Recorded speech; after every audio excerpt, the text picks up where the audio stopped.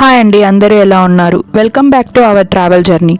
మేము అజ్మల్ శివాలయం దర్శనం పూర్తి చేసుకున్న తర్వాత ఇప్పుడు భారతదేశం దక్షిణ చివరికి 3 సముద్రాలు కలిసే పవిత్రమైన ప్రదేశం కన్యాకుమారి వైపు ప్రయాణం మొదలుపెట్టాం.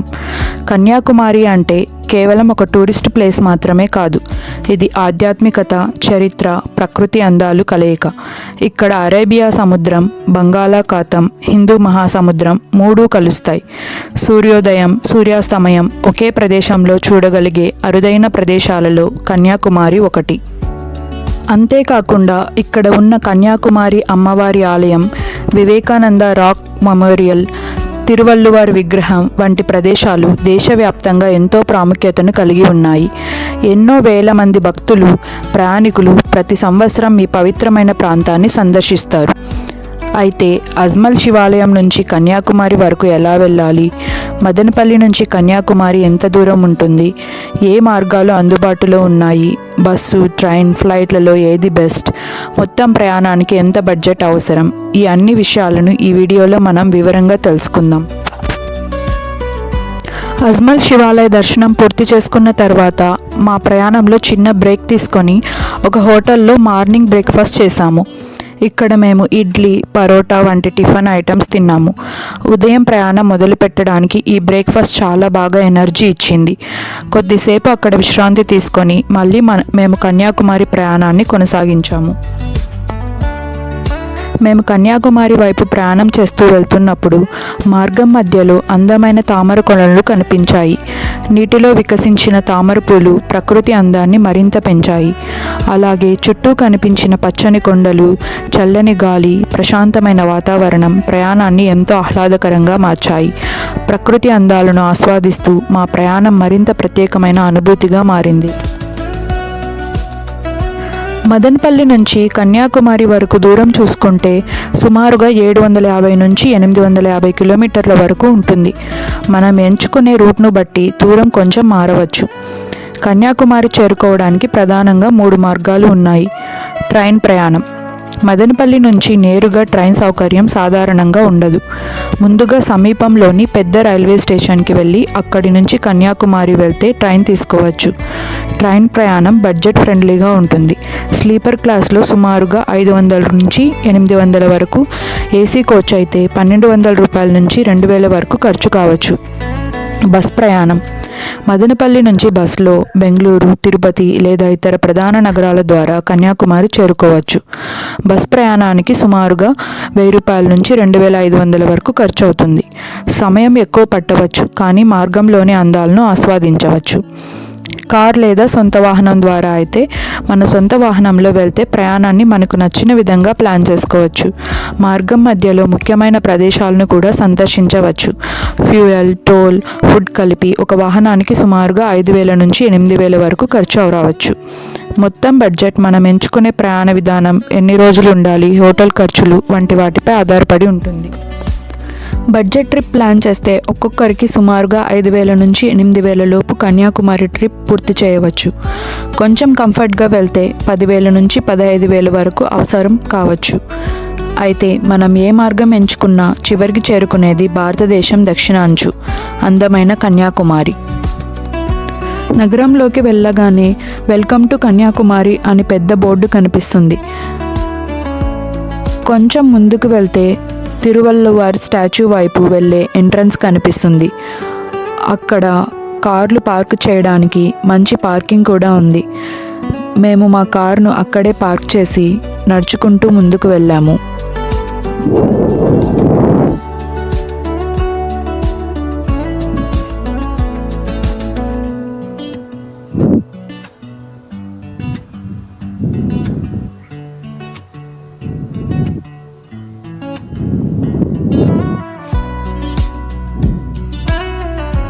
మా తమ్ముళ్ళు మా బాబుని ఎత్తుకొని వస్తున్నారు. కుటుంబంతో కలిసి ఇలా ట్రిప్ చేయడం చాలా ఆనందంగా అనిపించింది. మేము వెళ్ళినప్పుడు ఎండ చాలా ఎక్కువగా ఉంది. అందుకే మీకు ఒక చిన్న సలహా, కన్యాకుమారికి వీలైతే ఉదయం సూర్యోదయం సమయంలో లేదా సాయంత్రం సూర్యాస్తమయం సమయంలో వేస్తే చాలా బాగుంటుంది. ఆ టైంలో వాతావరణం కూడా చల్లగా ఉంటుంది. సముద్రం అందం కూడా ఇంకా బాగా కనిపిస్తుంది. అజ్మల్ శివాలయం చూసి రావడంతో మేము కొంచెం ఆలస్యంగా చేరుకున్నాము. అందుకే మరోసారి వచ్చి సన్ రైజ్ సన్సెట్ రెండు చూడాలని అనుకున్నాము. పార్కింగ్ నుంచి నడుచుకుంటూ ముందుగా కన్యాకుమారి బీచ్ వైపు వెళ్ళాము. అక్కడి నుంచి సముద్రం మధ్యలో ఉన్న తిరువల్లువార్ స్టాచ్యూ చాలా అందంగా కనిపించింది. తిరువల్లువార్ ఒక గొప్ప తమిళ కవి, తత్వవేత్త. ఆయన రచించిన తిరుక్కులర్ ప్రపంచ ప్రసిద్ధి గ్రంథం. ఇందులో మొత్తం 133 అధ్యాయాలు, 1330 సూక్తులు ఉన్నాయి. మంచి జీవితం ఎలా గడపాలి, నిజాయితీ, ధర్మం, ప్రేమ, కుటుంబ విలువలు, పరిపాలన వంటి ఎన్నో విషయాలను ఆయన చాలా సరళంగా వివరించారు. ఈ విగ్రహం ఎత్తు 133 అడుగులు.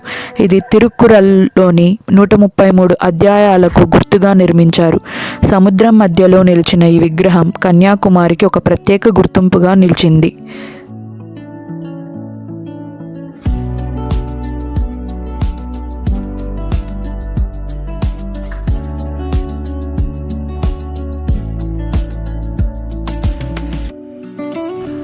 తిరువల్లువార్ స్టాచ్యూ పక్కనే వివేకానంద రాక్ మెమోరియల్ ఉంటుంది. 1892లో స్వామి వివేకానంద ఈ రాతి బండపై ధ్యానం చేశారని చెబుతారు. ఆ ధ్యానం తర్వాతే భారతదేశ సేవకు తన జీవితాన్ని అంకితం చేయాలని నిర్ణయించుకున్నారని నమ్ముతారు. ఈ జ్ఞాపకార్థంగా 1970లో ఈ స్మారక మందిరాన్ని నిర్మించారు. ఇక్కడికి పడవ ద్వారా వెళ్ళవచ్చు.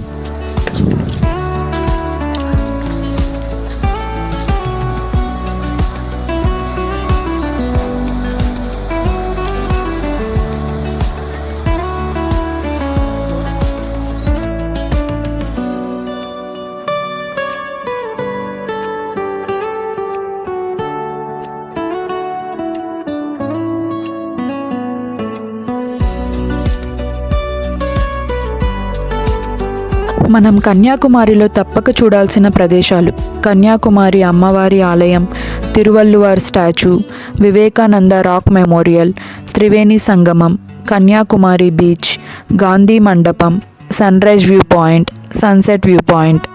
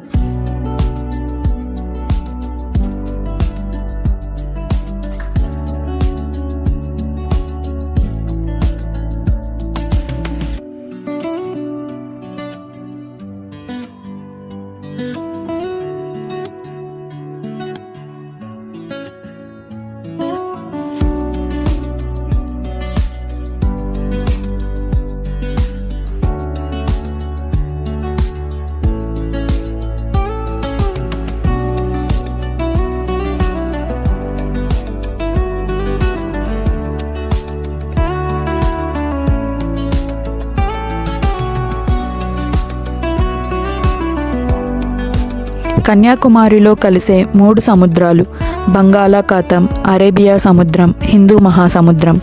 ఈ 3 సముద్రాలు కలిసే ప్రదేశం భారతదేశంలో ఎంతో ప్రత్యేకమైనది. అందుకే దీనిని త్రివేణి సంగమంగా భావిస్తారు. ఇక్కడ నిలబడి సముద్రాన్ని చూస్తే ప్రకృతి అందం, అలల శబ్దం మనసుకి ఎంతో ప్రశాంతతను ఇస్తాయి.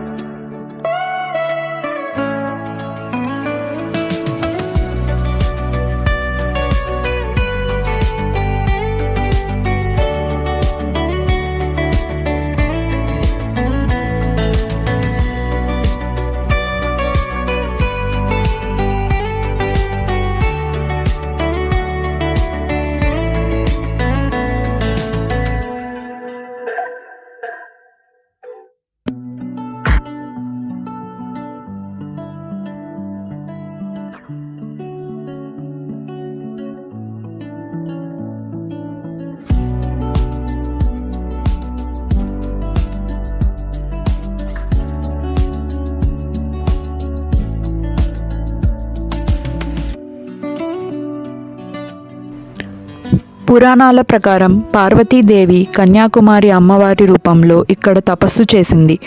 ఆమె పరమశివుడిని వివాహం చేసుకోవాలని కోరుకుంది. వివాహానికి ముహూర్తం కూడా నిర్ణయించారు. అయితే లోకక్షేమం కోసం దేవతలు ఆ వివాహం జరగకుండా చేశారు. దాంతో అమ్మవారు కన్యగానే ఉండి దుష్టశక్తులను సంహరించి ప్రజలను కాపాడిందని పురాణం చెబుతుంది. అందుకే ఈ ప్రాంతానికి కన్యాకుమారి అనే పేరు వచ్చింది. ఇక్కడ ఉన్న కన్యాకుమారి అమ్మవారి ఆలయం చాలా పవిత్రమైనది. భక్తులు అమ్మవారిని దర్శించి ఆశీర్వాదాలు పొందుతారు.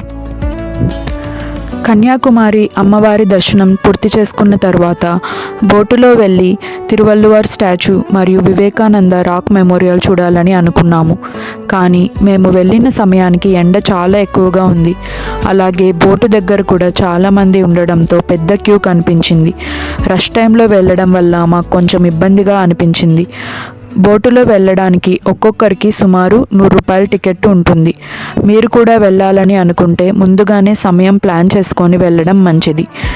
నా సలహా ఏమిటంటే కన్యాకుమారికి ఉదయం సూర్యోదయం సమయానికి లేదా సాయంత్రం సూర్యాస్తమయం సమయానికి వస్తే చాలా బాగుంటుంది. ఆ సమయంలో ఎండ తక్కువగా ఉంటుంది, రద్దీ కూడా కొంచెం తక్కువగా ఉండే అవకాశం ఉంటుంది.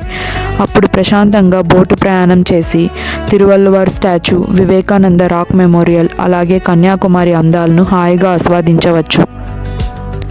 ఇలా మా కన్యాకుమారి ట్రిప్ ముగిసింది. ఈ ప్రయాణంలో ఎన్నో మంచి అనుభూతులు, అందమైన దృశ్యాలు మాతో పాటు మిగిలిపోయాయి. ఈ వీడియో మీకు నచ్చితే లైక్ చేయండి, మీ ఫ్రెండ్స్తో షేర్ చేయండి. ఇలాంటి మరిన్ని ట్రావెల్ వీడియోల కోసం మా ఛానల్ను సబ్స్క్రైబ్ చేయండి. Thank you for watching. Thank you.